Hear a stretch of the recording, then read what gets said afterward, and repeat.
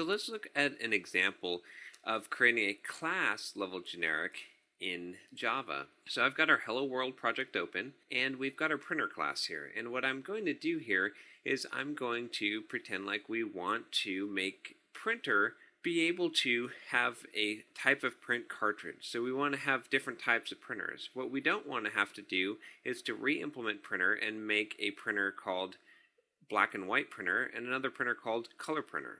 Instead, it'd be nice if we had a generic printer class and we specified when we created our printer whether we wanted it to be a black and white printer or a color printer, and then we could pass in to our constructor the print cartridge, and we could pass in a black and white print cartridge or a color print cartridge. So in order to do this, what we're going to do is we're just going to take our class definition of printer and we're going to change this so that it takes a type T. And this is going to be the type of printer. That it'll be either black and white or color or whatever kind of cartridge that we could come up with. And we'll see some ways to restrict this later and why we'll want to. But for now, it'll actually take any kind of type, any type basically in Java besides a primitive type. So what we're going to do here is we want to hold a reference to whatever this type is. So we're going to use this. This is basically our mystery type, and we can use this everywhere where we would declare the type. So in this example, we're going to want to pass in this type into the constructor so that we can store an instance of this type. We're going to, in this case, store our print cartridge. So we'll call this cartridge. So we're going to store a cartridge. And then we need to have a class level variable here. So I'm going to make a private of type T, and I'm going to call this cartridge. Now you notice this type T here is the same as this T and this T. So whatever type is going to get filled in here. So for example, let's say we had a color cartridge. Then T would be represent color cartridge, and this is just like replacing color cartridge here and color cartridge here and color cartridge here. So let's assign this variable. We'll do this dot cartridge equals cartridge.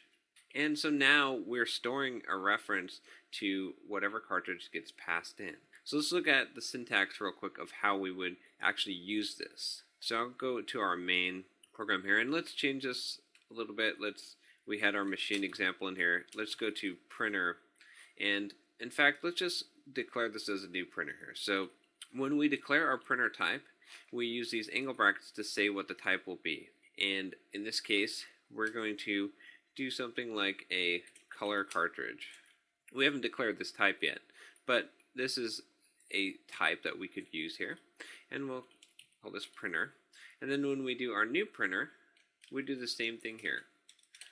We say this is also type of color cartridge, or printer of type color cartridge. So this printer is going to take color cartridges, and then in our constructor we're going to pass in, we're going to need to create a new color cartridge.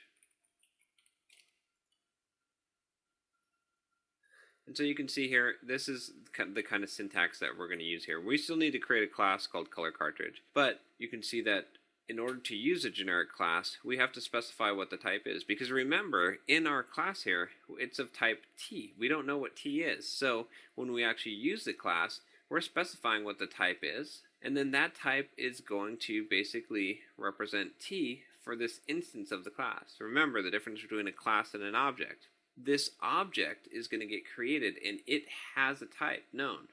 The class is generic. The class doesn't know what the type is until you create an instance of the object, and then it has the type defined here, this color cartridge in this example. So let's go ahead and create some classes that we'll be able to use here. I'm going to create two classes. I'm going to create a color cartridge, and then I'll create a black and white cartridge. And so now you can see our printer class, we've set this up to use the cartridge, and in our main here we need to just import this color cartridge. And so we've got our import color cartridge type. So this compiles, this is fine here. I'm going to get rid of the machine references here.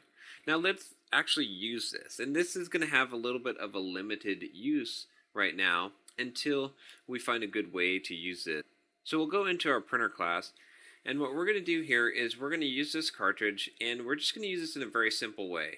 When we call our print method here, if you remember this print method that prints a number of copies, the first thing that we're going to do is we're going to print out a toString on our cartridge. And this isn't going to really do much for us here, but just to take a look here, I'll do this print line, and we can look at our cartridge, and you can see the methods we can call on this. Not much. We can only call methods that exist in object, since all types inherit from object. That's because our class has no way of knowing what type this is or what methods could exist on cartridge. So we're going to just use this toString method here, since all types, all objects have toString. And we're going to override toString in our color cartridge. So I'll go into color cartridge, and if you remember how to do an override, we're going to do an override for public string toString. And toString is just a method that all classes have by default, because object has it, that puts out a string. Usually you could override this to provide a string representation of your class. So we're going to return, for this we're going to return color. So now if we call this, whatever cartridge we get in, we're going to call the toString on it. And I'll do the same thing for the black and white cartridge. And here we'll return black and white. And so now, let's go ahead and take a look at what we're going to do here in our main class here. We're going to create a printer of type color cartridge, and then we're going to pass in a new color cartridge into it, into our constructor. So now we've got a reference to our color cartridge. Then in our printer, we're going to print out whatever the cartridge was, we're going to print out its string, the toString on it. So let's go ahead and call our copy, call printer.print, and we'll print one copy. Let's see what we get here. So you can see here we've printed out color and then the load more paper from before. Now if I change this, I could change this to a type of BW cartridge, and I can put BW cartridge here.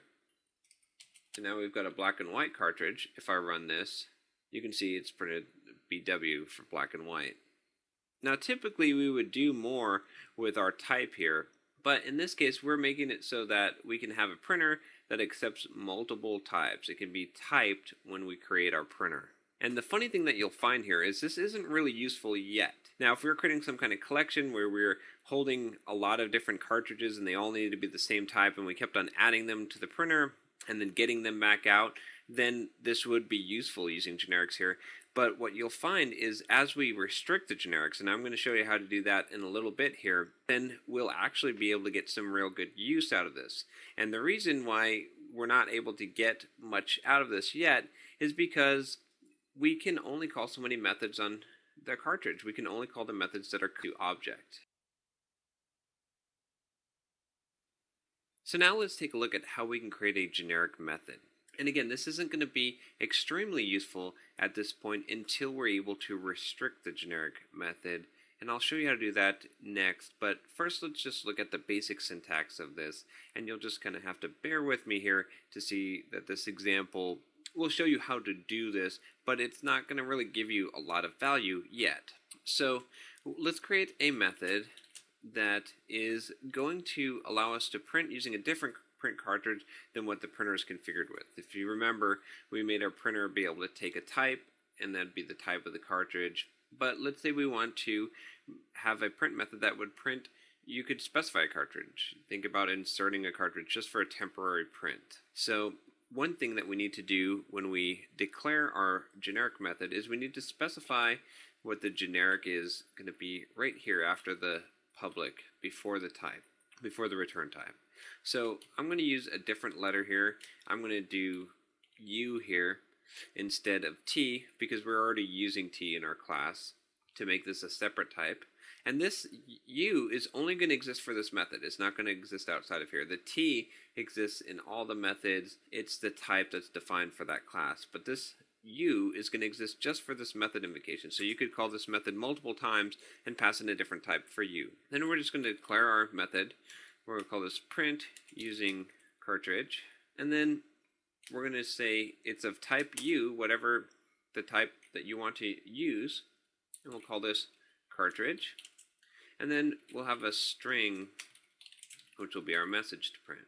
And then we'll go ahead and just sandwich our message in between our cartridge's toString here. So we'll make 2 of these, and then we'll make it so that we'll print our message in between here.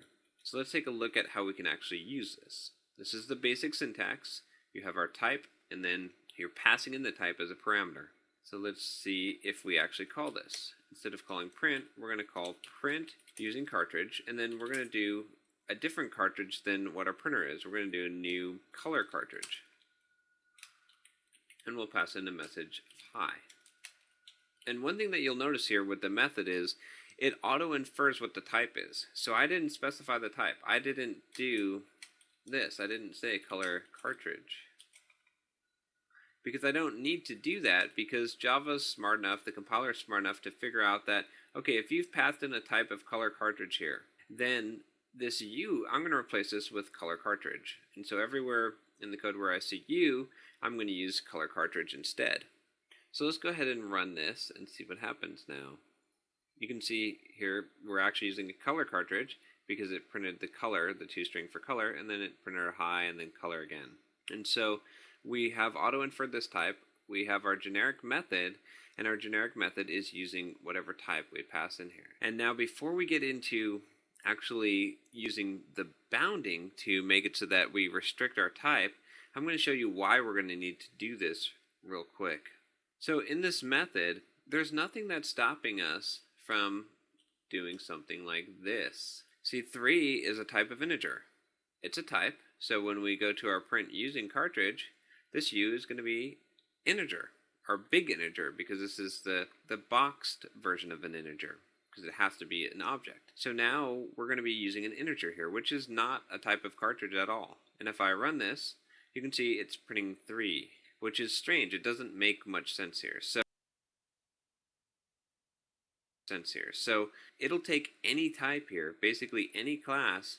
I mean, we can even do something silly like pass in our own reference to printer. And you can see it prints out the actual class, like the memory of that printer. So we've got a bit of a problem here, and I'm going to show you how to solve. So now let's take a look at bounded types using generics in Java. So one of the problems we had with our printer class, you can see in our print using cartridge and our printer, we had a type T and a type U that we used. But both of these types were unbounded, which means that we could have passed any type in there.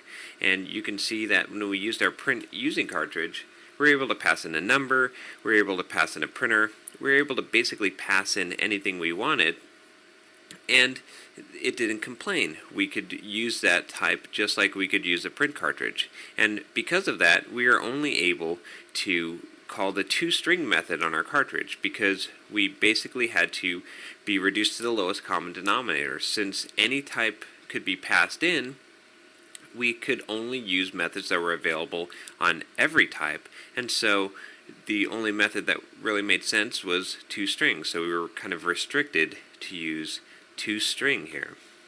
So with bounded types, we can actually restrict the types that can be used, and we can restrict them down to a set of types based on a class or an interface. So we can say that in order for you to be able to substitute the type T for printer, you have to either implement the cartridge interface or extend some other class. And the way that we do that is we use a keyword called extends, and we use it when we declare our type. So I went ahead and I created an iCartridge interface here, and on this iCartridge interface I created a method called getFillPercentage, and all classes that want to implement that interface will have to implement that method. So I made our black and white cartridge implement getFillPercentage, and it's just going to return a hard-coded value of 50%. And I did the same thing with the color cartridge. I created a getFillPercentage, and it's going to return 97%. And what we're going to do now is we're going to restrict the type on our printer class using this extends, so that it has to be of type iCartridge. So the only thing that you're going to be able to substitute in there for type is something that implements iCartridge. And we can change this in our method as well. We're going to make it so that our print using cartridge requires or is bounded by the type iCartridge. And this is going to make it so that everything that can be passed in here has to be implementing that type iCartridge. Now you can see that that 3 is no longer valid because 3, that integer, does not implement iCartridge. It gives us this type mismatch. So this bounded typing in generics is useful for restricting down the set of types that can be used. So now we'll change this to new black and white cartridge, or we could change this to new color cartridge, and either one will work fine. The other thing that we'll be able to do here now is we don't have to just call toString. Since we've restricted this to just things that implement iCartridge, we can actually look here and we can see that we can actually use any members that are available on iCartridge. So we have this getFillPercentage. So now, because we've used this bounded type, because we've restricted it, and we know that whatever gets passed in, whatever type is there, is going to extend iCartridge, we can actually call this getFillPercentage method that exists on iCartridge, or any methods that exist on iCartridge. So this is another use of using the bounded types. So let's go ahead and see how this will work now that we've changed this, so that we're going to actually call this getFillPercentage. Dot print, and we'll run this, and you can see it's now saying the 50%. Because it was able to use that method on the interface, we're now calling cartridge getFillPercentage, and we're printing that out. So that's the basic usage of bounded types, and it's really useful when you want to restrict down the types and you want to be able to actually do something with kind of an interface or a superclass that has some methods on there that you want to be able to use inside of your